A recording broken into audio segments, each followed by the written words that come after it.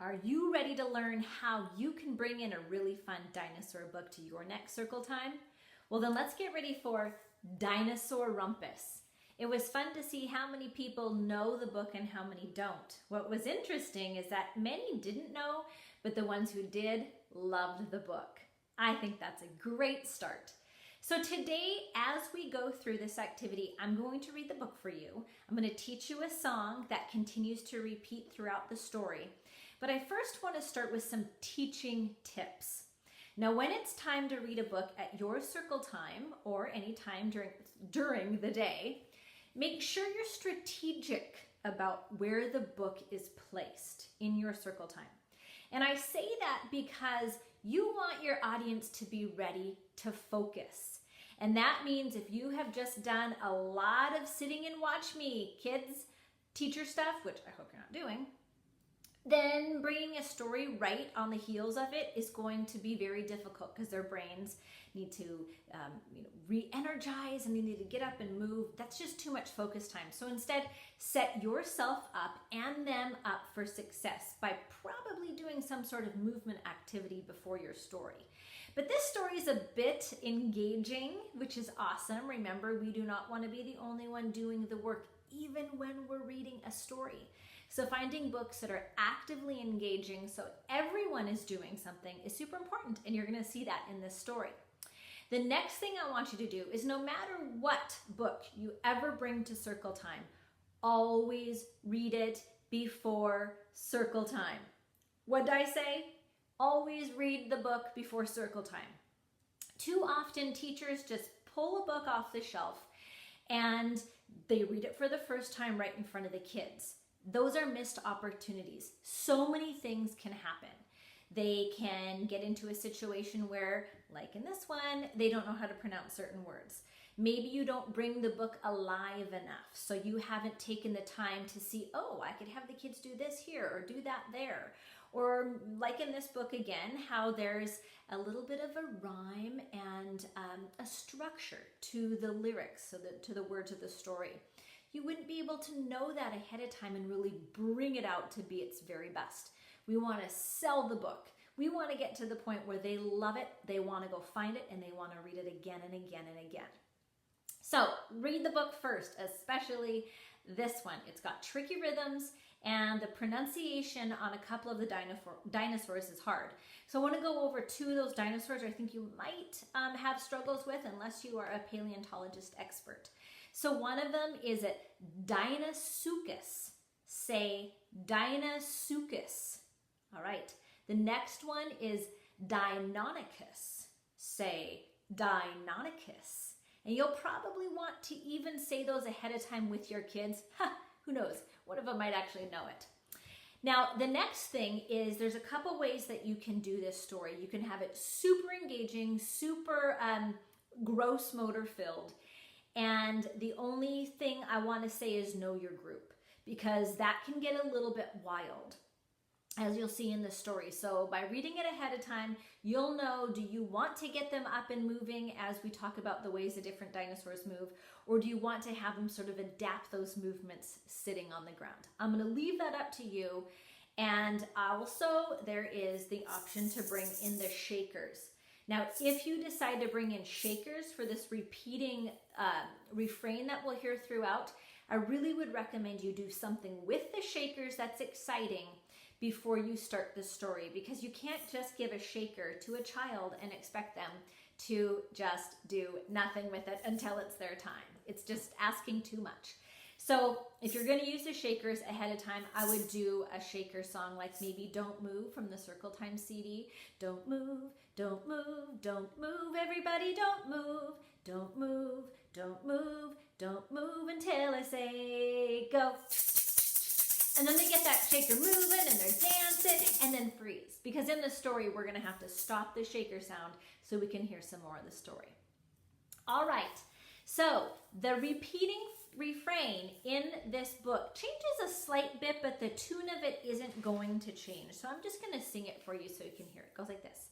Shake, shake, shudder near the sludgy old swamp. The dinosaurs are coming, get ready to romp. Now that's in minor if you're interested in that music theory piece. Kids love songs in minor. So the words change a little bit, but pretty much the tune is always going to stay the same. If you're going to use shakers, it's just having all the kids shake at the same time like this. A shake, shake, shudder near the sludgy old swamp. The dinosaurs are coming, get ready to romp. And then the egg goes on the ground until it comes again in the story. The eggs would be fun too because we sometimes will say baby dinosaurs are inside and we don't want them to hatch. All right, let's get started with the story. Here we go. Dinosaurumpus by Tony Mitton, illustrated by Guy Parker Reese. There it is. And I've got the scholastic version, so it's got some fun reading tips throughout. Here we go. There's a quake and a quiver and a rumbling around. It makes you shiver, it's a thundery sound. A shake, shake, shudder near the sludgy old swamp. The dinosaurs are coming, get ready to romp. Donk, donk, donk, here's Triceratops jumping up and down, doing dinosaur hops. He wears 3 horns on his big bony head and thunders along with a bonk, bonk tread. A shake, shake, shudder near the sludgy old swamp. The dinosaurs are coming, get ready to romp. So for this part, you could have them jump up and down, and then with this guy, when he wears 3 big bony head, you can have them even stomp a little bit with their bonk, bonk tread. Watch out for Dinosaurumpus with her snip, snap grin as she perches on her tail and twists in a spin, and then we can twist all around. Apatosaurus stops for a slushy, mushy snack. His tail starts swinging with a thwack, thwack, thwack.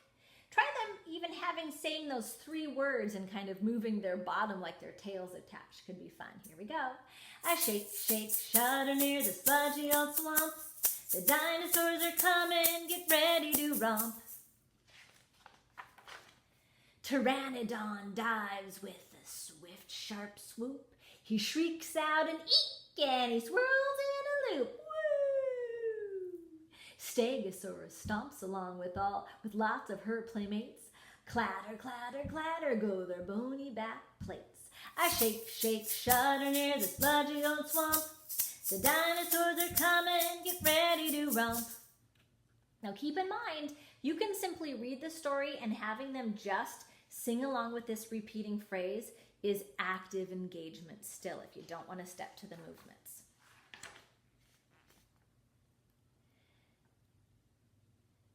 Styracosaurus shakes his collar and his spikes. Rattle, rattle, rattle is the noise that he likes. A pack of Deinonychus go running by fast with a zoom, zoom, zoom, so they won't be last. A shake, shake, shudder near the sludgy old swamp. The dinosaurs are coming, get ready to romp. And there's all our sounds. Donk, boom, snip, snap, twist, thwack, eek. Clatter, rattle, zoom, zoom, come and take a peek. I shake, shake, shudder near the sludgy old swamp. Everybody's doing the dinosaur rump.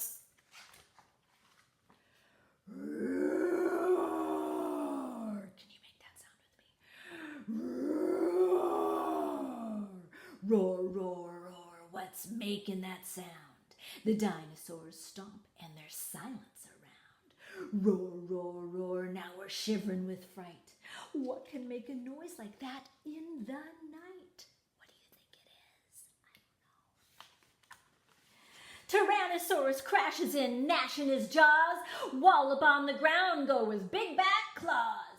Now, at this point, you can start to have him kind of thunder with their feet just quietly. We're going to build it up like a crescendo. He's huge and he's heavy, but all he wants to do is join in the romp. So why don't you? I shake, shake, shudder near the sludgy old swamp. Everybody's doing the dinosaur romp. Get romping with T-Rex and stomp, stomp, stomp. Wave your arms madly, make your feet go bump. The dinosaurs won't scratch us or bite us or thump us. They just want to holler up a Dinosaur-rumpus! A shake, shake, shudder near the sludgy old swamp. Everybody's doing the dinosaur romp. And at that point, you could maybe even have them stand up and do a quick dinosaur dance. A dinosaur-rumpus gives a sizzle and a zing. It makes you want to shout, jump, jingle, and sing. Ah, shake, shake, shudder near the sludgy old swamp. Everybody's doing the dinosaur romp. But soon all the rompers grow sleepy and slow. The rumpus calms down and the sound drops low. The rompers drift together and tumble in a heap, till finally the dinosaurs are all fast asleep. And now the only noise in the deep of the night is dinosaurs snoring till the next daylight. And that's the story of Dinosaur-Rumpus. I love how it ends like